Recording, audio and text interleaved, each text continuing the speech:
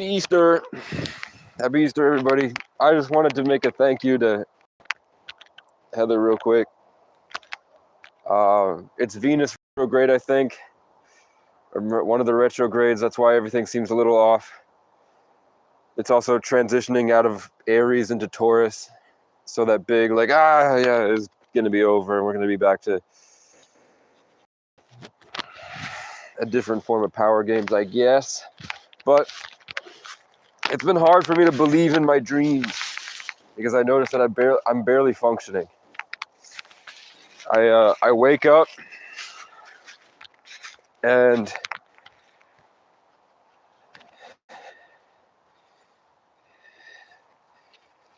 it seems like something happens in the nighttime that locks me in some type of pressure where usually I don't have that, where I was more deranged and pushing it away, which allowed me to create better.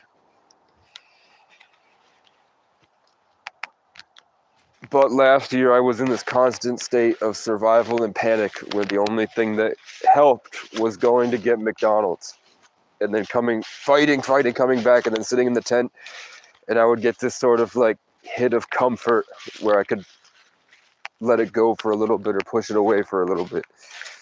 So Heather and her husband Brian send me about $100 a week for I don't even know how long.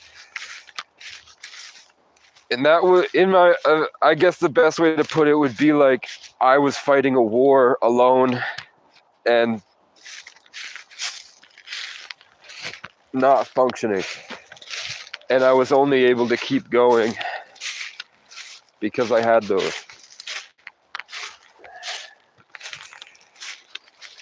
So Heather said, she sent me 20 this week and said, sorry, it's not much. And I just wanted to say that I never expecting anything. So yeah, I can't remember the last time I had anyone actually send not money but like a message on holidays just to say like, hey, thinking about you, let alone even like $2. Like I would have been happy with like a McChicken, and I never wanted to be in this position where I needed something. So I just wanted to say you didn't have to, and never feel obligated to send anything. But I will use that to buy some type of, probably a musical instrument, not to sound autistic and like I get no bitches, but I'll probably buy something with it, like an Irish tin whistle or something. I think that's what I'll do, so that I can walk around and go doodle doodle doodle doo, and maybe the birds will sing with me and it'll be cool. It looks like that's a tree line. That's a giant mountain range.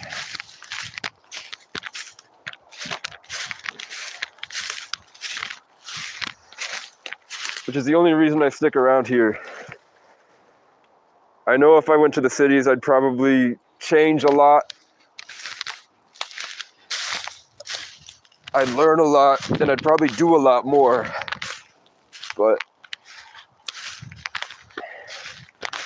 for 3 years, I've been looking and praying for places that look exactly like this. And I drew a picture of what the cabin looked like when I was imagining what my castle would look like in a TV show. In the same way I drew the keep is the way that the cabin is.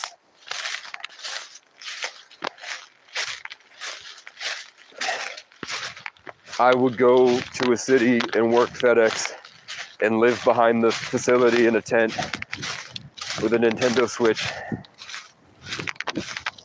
But I take it as, look how blessed I am that I have this, at least for right now. I have a moat I asked God for a castle and I got one, and I got a moat. This is still the property. It's about 10 acres. Oh, the crows. Happy Sunday.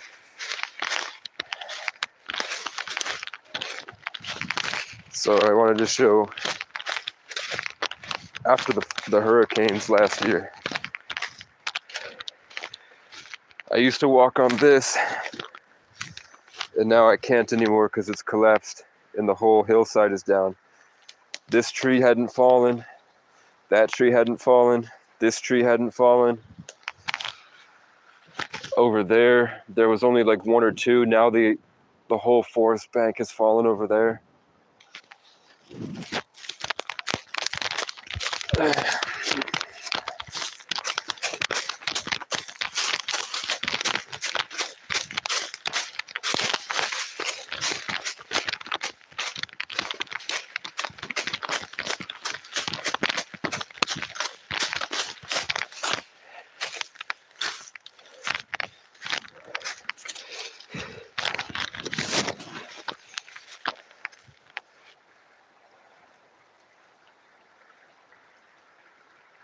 Yeah. Yeah.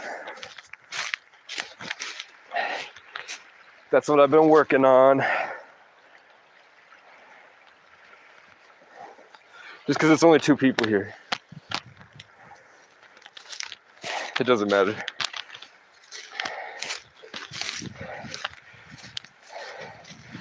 But yeah, isn't the card cool? I'm thinking, I don't know if it'd be better to have the hermit be me with the graves and the crows, or if it should just be the cabin. Because the hermit card is a lot more than just an old guy that sits by himself in tarot. Like, I thought the tower card meant that there's going to be a big conflict coming. But the tower card in tarot is false ideas, a big illusion. Like, reality in that person's situation had gotten so far from the truth that there's a huge intervention. So when you see pictures of the tarot, there's usually lightning striking the burning tower. And that's because if somebody draws the tarot and it's a tower,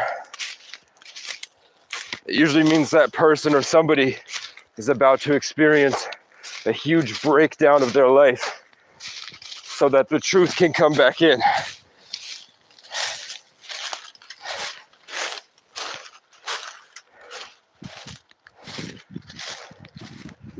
So I think that's the Wild East.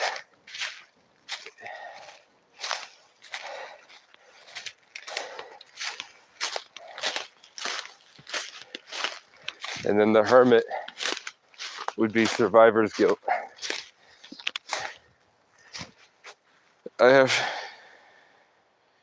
Yeah. Thank you. So I just wanted to say thank you. My phone is gonna die, I have to go. And I don't want people seeing where I am, so I can keep this video posted. So thank you, happy Easter, I hope your family's all well. I slept for 6 hours since I changed my diet up. For the first time in probably months, I had one of those God dreams where I was able to focus enough in the dream and afterwards to pick up something about reality. I'll say it while I smoke a cigarette. The crows don't want me to say it, I'll say it if you have time. I had a dream. I remember when I was young, there was an Irish family of 11 that I met when I was 13, and we lived out very far into the woods, so it was just me and them. And I really liked them, and that was my first sense of ever having a family. But they were homeschooled, and their parents were really trying to get, after I hung out with them for the winter and the summer and then the fall, I guess the family decided that I was too weird or there was something wrong with me, and that they thought if I hung out, the friend that was my age, Sam, would not be able to be cool. Like if he went to high school with me, then he wouldn't be part of the cool kids. So they told him to stop talking to me and to play sports. And they just slowly pushed me further and further away. I had done a lot of, I don't know, I was on different medications. Like I don't remember if I was on one medication or a couple at the time, but I know that now that I'm older, I recognize that the medications were cutting me off from a certain level of empathy that people had. Like I think technology and medication was a big part of that. And I don't know, maybe I should have gone out to the wolves earlier and lived out in the forest, and then I don't know. But I had a dream that I was back at I was in that friend's mind. I was in Sam's mind. And he's an Aries, so this is Aries season. So it could have been a representation of Aries or whatever, or it could have been him. But his mom was like guarding him, protecting him. So that could be my mom with me, whatever. I could be like leaving my old self behind. But a bunch of girls came in and they liked me, which was cool because 10 years ago, 12 years ago, all the girls liked him, and they would come over to my house and sleep on my bed, and they would all cuddle Sam, and I would be just like in the corner of my own bed, just like frozen in place, because I felt like they were taking the energy from me. So I had to maintain it, like take it back at least the best I could, and they were all trying to take from my house. And so I was back in there, and I explained to his mom, because his mom was sitting there protecting him from me, because they were like, Casey's fucking a loser, he's weird, he's stupid. And I told his mom, I'm 6 months older than Sam. They thought I was this weird retard kid. I was just quiet, when in reality, I had a lot more mature people in my life, hanging out with adults. And I don't know, I felt like it wasn't that I was younger and naive that was the issue. And I was saying that I was an older soul than Sam was, and showing his mom now that we're in spirit, and I couldn't explain, she couldn't see me in real life 10 years ago. Now that we were in the room together in the astral plane, I was able to just show her like I'm a much older, wiser soul than Sam was. And that's why you guys are having problems like this. And then all the girls were around me this time, in front of both of them. So I'm sure 10 years ago they had some type of pride about it. Sam's an Aries. Or they could just be metaphors. Then I went downstairs, my old friends were all sitting on the couch, and the guy that my ex got with after me, not Chloe, but the other one, that I liked a lot more, that I felt like I needed to prove myself to, and she got with a guy who was like this tall on me, but she's like this tall, so he was shorter than her, but he was a bodybuilder, and he drove a Civic, and he had a nice job as like a civil engineer or something. But he became like a super narcissist. He would post like poems that had no substance, but they looked like they might have substance. You know what I'm saying? Like, reading the poems, there's nothing you could gain from it. But, God, fucking losers. I'm not on their property, but because I'm out here talking on the phone, 3 people have slowed down to see who's out there, and they called the cops. This is public. It's the park and ride property. The mile markers for where the public ends is over there.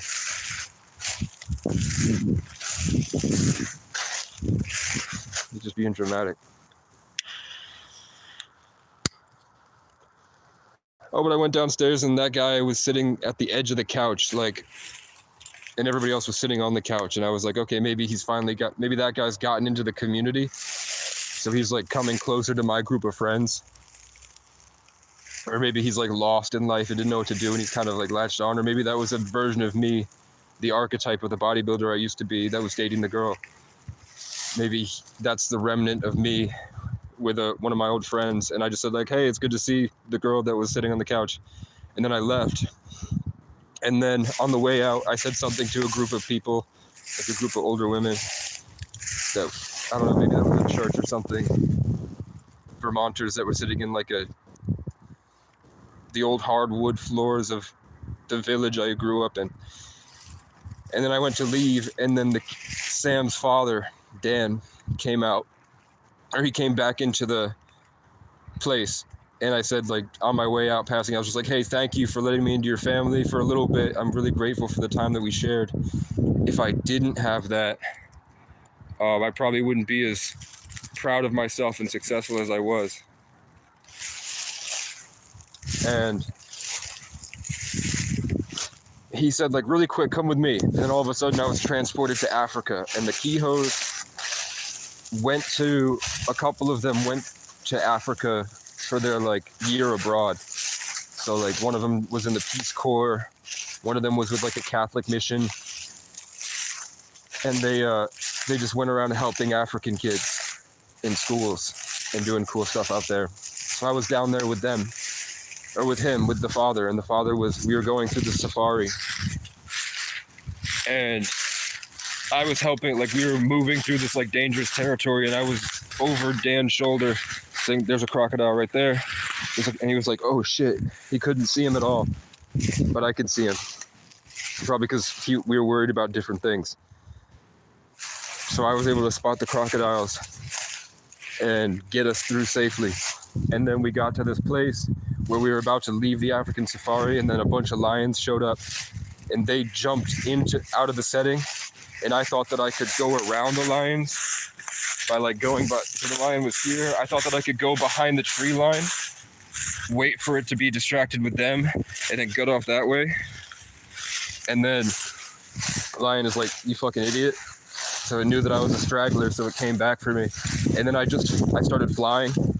I jumped through, I flew past everybody, and then all of a sudden it was like in Harry Potter, in one of the last movies, where they have all these storage things. It was like what would have been a school, but I was on the top floor, like a hidden upper level where all the filing cabinets were stacked up really high. So I had to like jump across this, like floor is lava scenario. But it was like we were too high up. I would have fallen, and the lion was clawing to the dressers and jumping, chasing me, and I was dropped.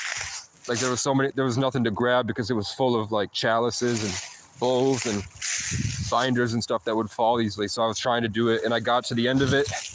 I outperformed the lion. I landed on this like pressure plate, this mat in front of a door, and then the lion turned into a cat, and it was just like batting at my foot. And then I went in, and I found out that I can't tell you because of the crows, I guess, but there was a famous person that had moved into an area that I'd gone to in my travels. And I was like, oh shit, if I had stayed in that area, I would have met him. But I think it's more along the lines of just telling me that area is better and there's more opportunities there. At least for me. Like maybe my soul's better there than it is in Vermont. It was way back in New York. It's one of the best parts of my life. But if you don't have money, it's not a safe place like it is here.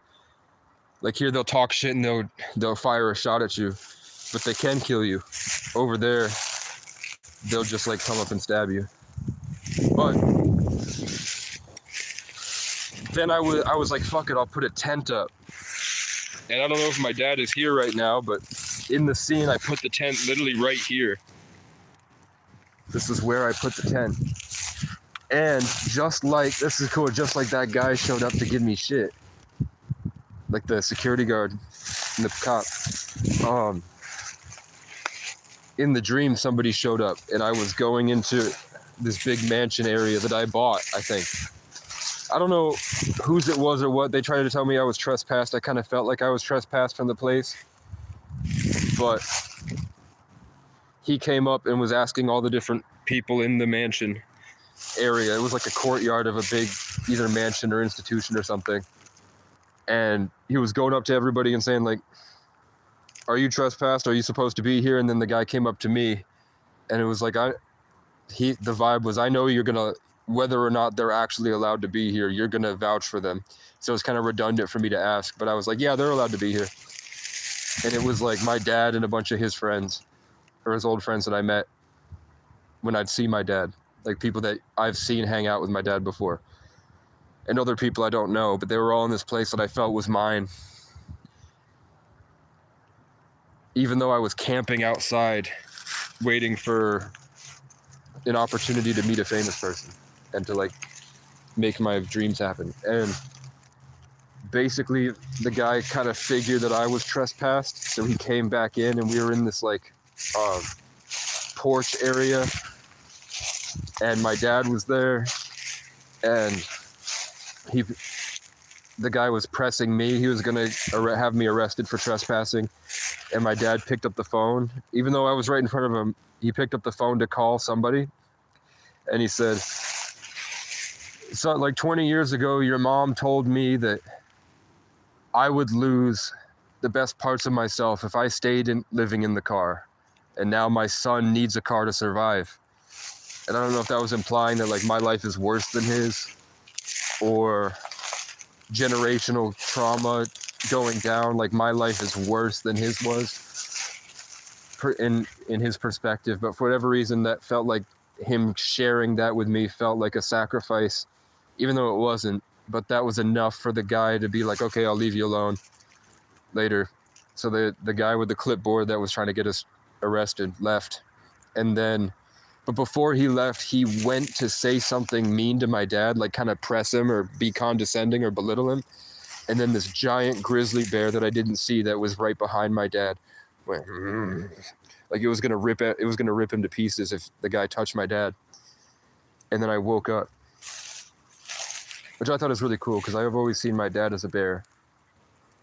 Like, I don't want my dad to ever think that I feel like he was humiliated by cops reaching into his car to grab the keys for saying he didn't use his blinker, when I'm pretty sure I can remember hearing the blinker sound and seeing the light blink when the cop drove by, left to right. I was actually, even though I never said it, my dad went up against people that had the whole government qualified immunity. They had guns, they had knives, probably. I don't know what cops have on them. I don't know what cops have on them at the time. They didn't have body cameras. So that could have been anybody.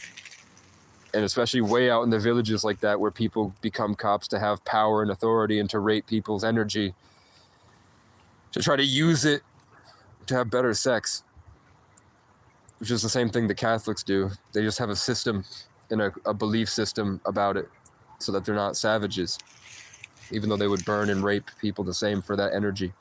And that's why the Catholics touch little boys, for that purity. The cop wanted that from my dad. It was a Leo, powerful legend 3 life path with a Sagittarius 33 Taurus rising. And we were going to this big, amazing place at the top.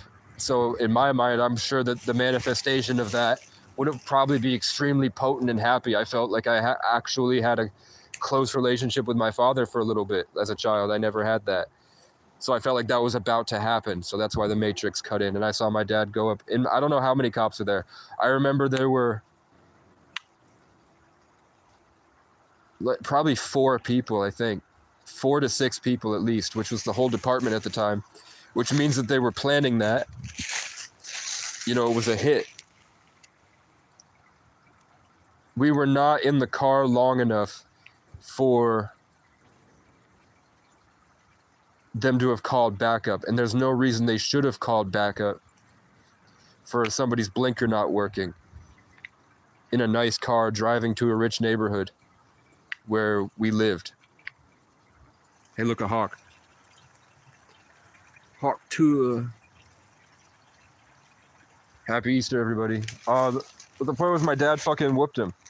It was like, I think it was much less, with normal people, I'd say it would be a 10-second struggle before 3 of them jumped on him and threw him on the ground. It was like a good minute and a half of my dad fighting off these cops.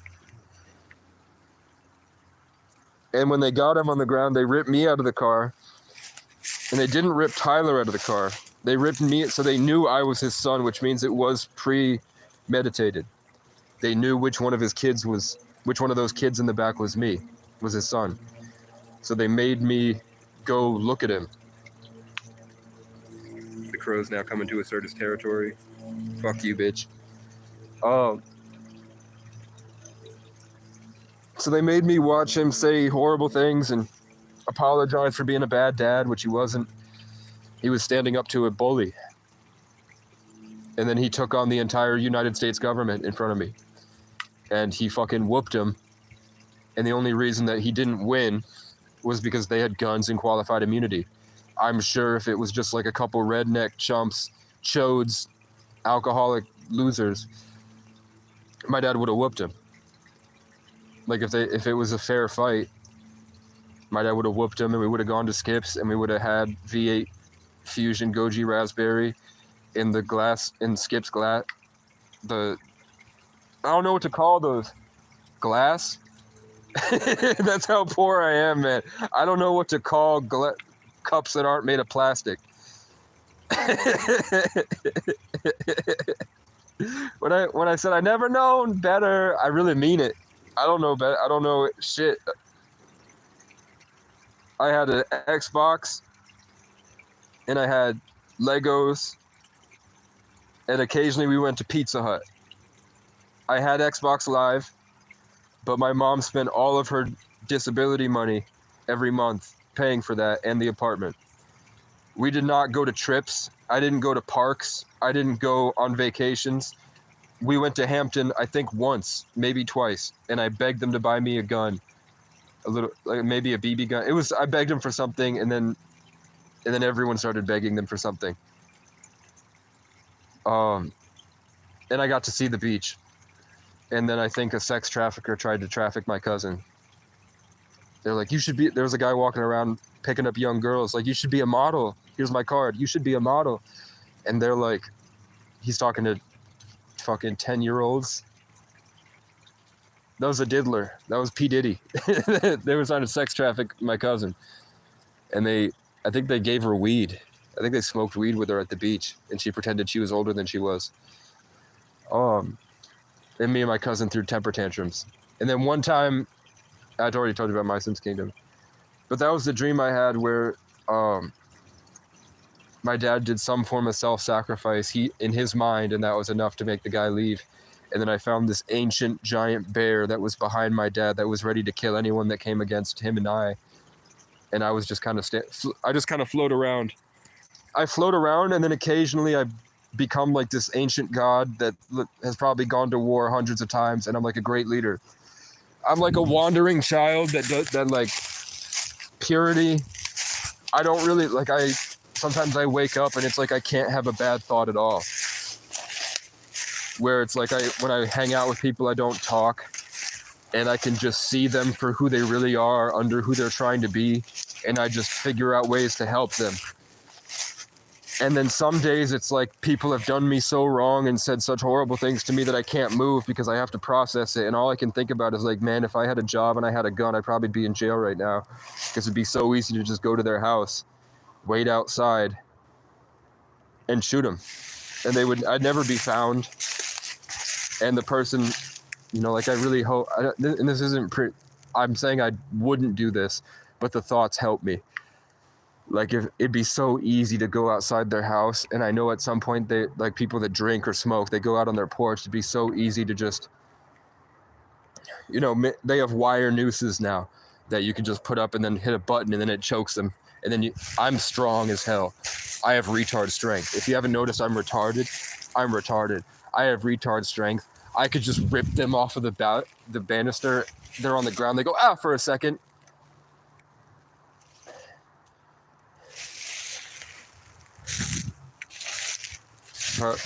I'd immediately look for his gun. I know he doesn't have, because they're lazy. He's not going to bring his gun to go stand outside his own property.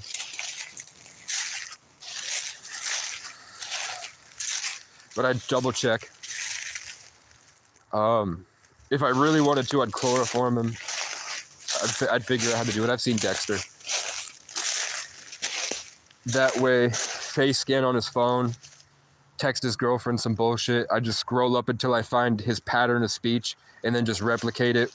I'm sure the person that I'm talking about, he's pissy. So he could have said, like, you didn't take the trash out. This fucking trash here. I don't want to talk to you tonight.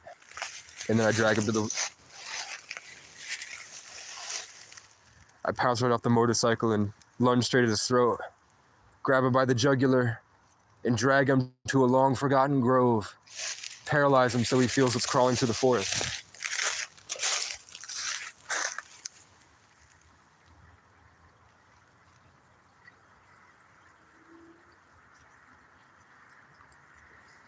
And I'm like, man, that's why I'm glad I didn't do FedEx.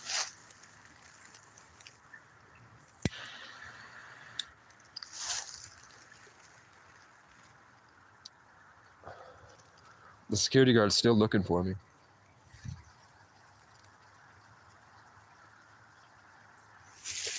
I don't know. Cheap Trick is, they were like, Cheap Trick is like 80 now, probably, right? Who else is in West Virginia?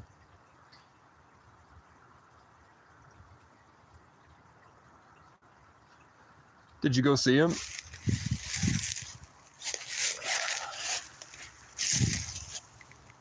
They were old. They were older than my dad. I think he was maybe 50 when I was 10. So Cheap Trick was probably like 80. So they're probably, I don't know, they're old now.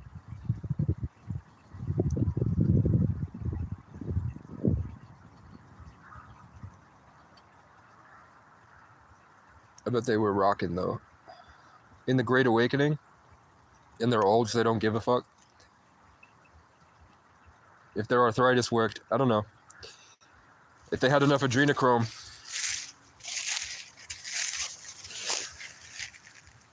I'm just letting the sun go down a little bit, then I'm going to grab my chargers.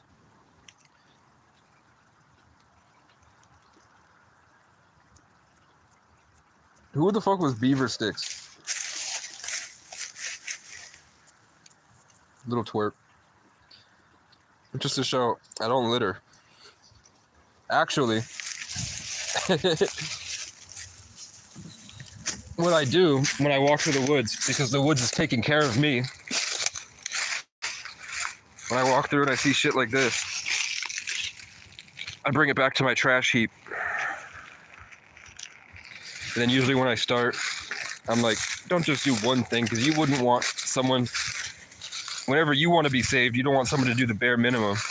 So just because it's hard, go into the fucking brambles here where it hurts and there's prickers and pick this shit up, because this is going to be here for years. Let the ground breathe.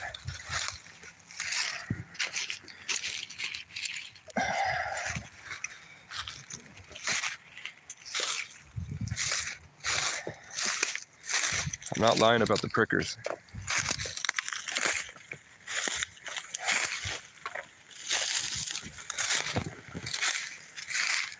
That I'm not going to take because it smells like gas. And I don't want to take that because I don't want people seeing me walking around with a can and thinking it's mine. Because if you hadn't noticed just by me talking in the forest and someone called the cops, they're kind of looking for anything that will stick. And they're mad that there's nothing.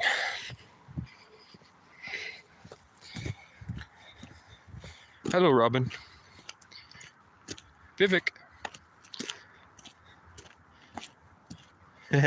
He's looking at me. Did you see me eat that worm?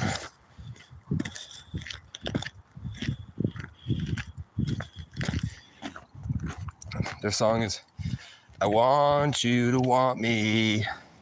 I need you to need me.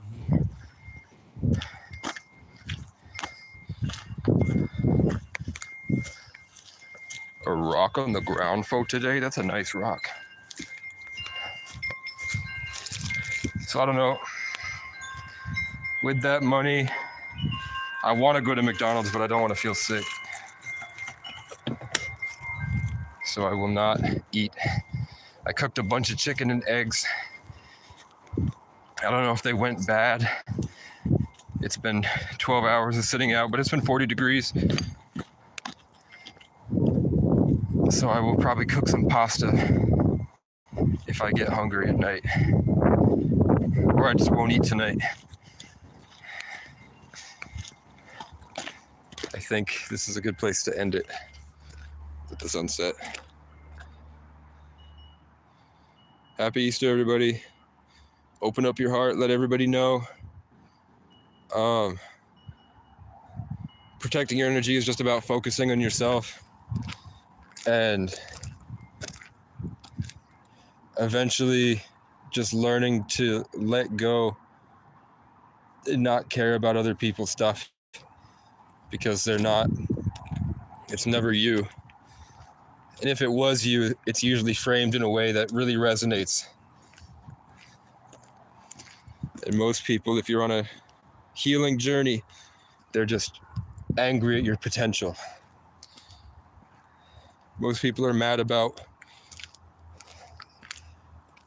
what they see you're capable of because they see what they would do in your position. So they want your position. That's all it is. So in the past, I would just focus on doing something more fun. It's just getting a lot worse and weirder because of everything else that has happened.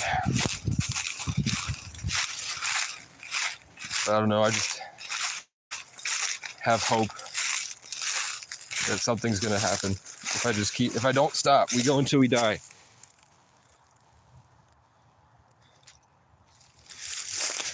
Matthew Murdoch.